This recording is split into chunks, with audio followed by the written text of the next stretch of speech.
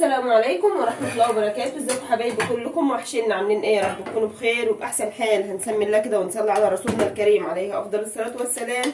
اللهم صل وسلم عليك يا حبيبي أفضل خلق الله وعلى أهله وأصحابه أجمعين. رايحة أعمل معاكم يا ولاد دقية البامية القرداحي بتاعت زمان بتاعت أمهاتنا اللي كانت كلها بساطة وحلاوة وبصوا وكلها كده يعني حاجات يعني مش عارفة أوصفها لكم ازاي من حلاوتها. مش عشان هي ما فيهاش لحمه يا ولاد، هي فعلا ما فيهاش لحمه ولا فيها حتى قطع فراخ. معايا هنا ايه نسمي كده الله، معايا هنا دقه. الدقه دي عباره عن ايه؟ فلفل احمر وفلفل اخضر وتوم والسبع بهارات وكمان ملح. هنزل كده بمعلقه من الدقه بتاعتي دي وكمان هديها كده تشويحه اهو حاجه كده. الله على الجمال وعلى الريحه دي. كانت دقه زمان يا ولاد الفلفل الاخضر والاحمر ده مع التومه كانت حاجه كده اللهم بارك. كانت البركه والله يا ولاد فعلا موجوده، ربنا يبارك فيهم يا رب وفي عمرهم. ومعايا هنا ايه؟ معايا هنا باميه اهي، باميه جايه من الغيط يا ولاد وكمان مقمعاها ومجهزاها. يعني كنت حاطاها في الثلاجه كمان مش عارفه كنت هطبخها امتى بس جالها اوانها اهي يا ولاد. كله بامر ربنا. هعمل ايه بقى؟ هنزل هنا بميه هدي لها سلقه كده يا ولاد، مش هشوحها تمام. هدي لها سلقه كده اهي، لان يعني بتاعت اخر السنه دي بتبقى يعني ايه ناشفه شويه، يعني مش زي ما تكون طالعه في الاول تمام. ومعايا هنا نصلي على النبي بس نقلب السمنه كده بتاعتنا. الله على جمال الريحه. ومعايا هنا اللهم صل على النبي شويه ملح ونص عصره ليمون. نعمل ايه بقى يا ام فرح؟ نديها بقى ايه غلوه بسيطه. الغلوه دي حلوه يا اولاد بالنسبه للباميه، لو عليها تراب عليها يعني اي حاجه احنا مش حابينها، الغلوه دي مع الملح والليمون بتنزل يعني. معايا هنا طماطم اللي هي مفرومه اهي، واوريكم كمان الطماطم اللي انا بطبخ منها دي يا ولاد حاجه كده اللهم بارك. معايا هنا ايه نسيت احطه مع التومه وهي بتتحمر على فكره، دي معايا معلقه كده صغيره من الكمون الحصى تمام. ومعايا هنا معلقه او شعره كده من السبع بهارات تمام، وشعره برده بسيطه لان الدقه بتاعتي دي فيها ملح، شعره برده من الملح.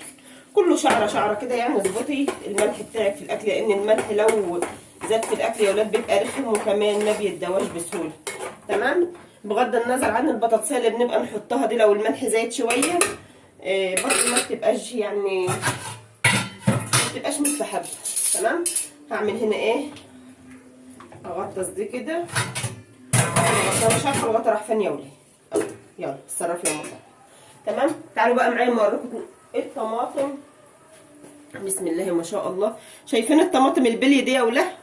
بسم الله ما شاء الله على جمالها وعلى حلاوتها في الاكل. دي بلي اهي، دي طماطم. الطماطم دي بتبقى صغيره. لا يا ام فرح الطماطم دي يا حبايب قلبي هي مش زرعاها كده تمام، ديت بتبقى في قلب السلب من تحت لان سلب الطماطم ما بيعلاش لفوق، بيبقى نازل على الارض كده. دي بتبقى في قلب السلب من تحت، وكمان اللي بيرش مش موصلها الرش تمام. الرش اللي هو ايه يا ام فرح بقى؟ اللي بكبر معاك الزرع او الهرمون اللي بيكبر معاك الزرع يا حبيبتي. اوقات تلاقي طماطميه كده اوقات تلاقي كده. حتى لو زرعين الطماطم في بيتنا ما بتكبرش عن كده او على المقاس ده كده يا وليه. هي دي كلها من عدايه واحده تمام. طيب ديت بقى ايه سببها؟ عشان ما حدش يضحك عليكم، سببها بتبقى في السلب من تحت، مش طايلها الرش اللي بكبر الزرع يا ولاد او الهرمون اللي بيترش بيكبر الزرع. طعمها حلو قوي ومسكره قوي حاجه كده يعني حاجه اللهم صل على النبي بسم الله ما شاء الله. بتبقى مسكره وريقها حلو قوي في الاكل. بالنسبه لاكل الصلصه المكرونه البسله اللوبيا اكل الصلصه يعني عامه كله. سعرها ايه يا ام فرح الطماطم دي؟ الطماطم دي سعرها كيلو ونص ب10 يا ولاد، كلام بصدق وامانه زي ما بقول لكم كده. جايباها كيلو ونص ب10، جامده حديد مش طريه ولا فيها سوسه. بسم الله ما شاء الله الطماطميه قدامكم اهي جامده حديد تمام. نعمل ايه بقى؟ تعالوا بقى معايا نسمي كده الله ونصلي على رسولنا الكريم مره تانية عليه افضل الصلاه والسلام. طبعا التقليه بتاعت الباميه دي هسيبها لما هتستوي، والباميه بتاعتي كمان هتاخد غلوه وقايه كده من التراب من اي حاجه بتقف على الباميه او على الزرع عامه. وهقول لكم هعمل فيها ايه برضه. تعالوا كده يا ولاد بقى اما نشوف التقليه بتاعتنا دي. بسم الله ما شاء الله على الجمال وعلى الريحه. بس انا هديلها تركيه كده بسيطه.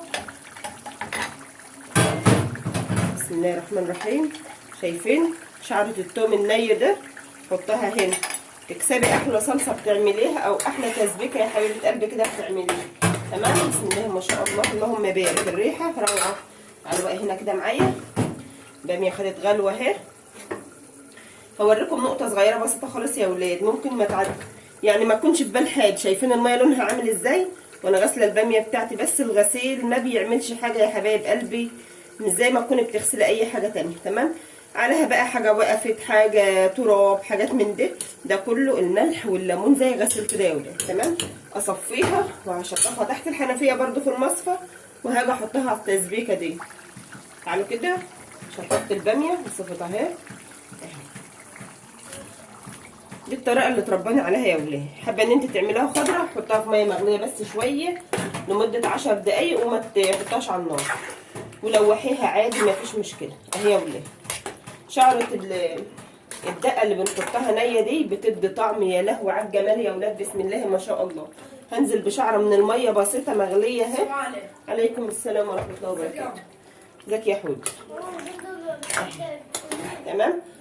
استنى اهي يا ولاد، وهسيبها تاخد بقى غلوتين مع بعضها لما تستوي. بسم الله ما شاء الله على الطعم وعلى الريحه. ايه ده النص ليمونه اللي كانت معايا في الغلوه برميهاش يا ولاد. كده ملحها مظبوط، الدقه معاها كل حاجه تمام. هنسيبها بقى على نار هاديه تاخد شكشوكتين حلوين كده. تعالوا كده يا ولاد. بسم الله ما شاء الله على جمال دقيقه الباميه دي. اللهم صل على النبي.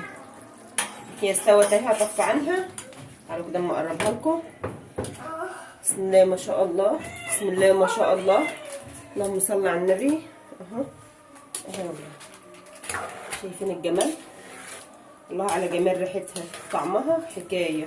جربوها بالطريقه دي ان شاء الله هتعجبكم، تقدروا تستفيدوا من فيديوهاتي ولو بجزء صغير. جربها بقى، كليها مع عيش، كلها مع رز، زي ما انت حابه تاكليها كليها. هناكلها مع ايه؟ هناكلها مع عيش ومعانا جرجير وجبنه قريش وكمان معانا بتنجانه مشويه لسه شويه يا ولاد. تمام. دي غدايه كده النهارده، الحاجه اللي انا قلت عليها. اللي وصل معايا بقى يكتب لي في الكومنتات قلت على الغدا ايه يا ولاد. اترككم يا رب في رعايه الله وامنه، والسلام عليكم ورحمه الله وبركاته.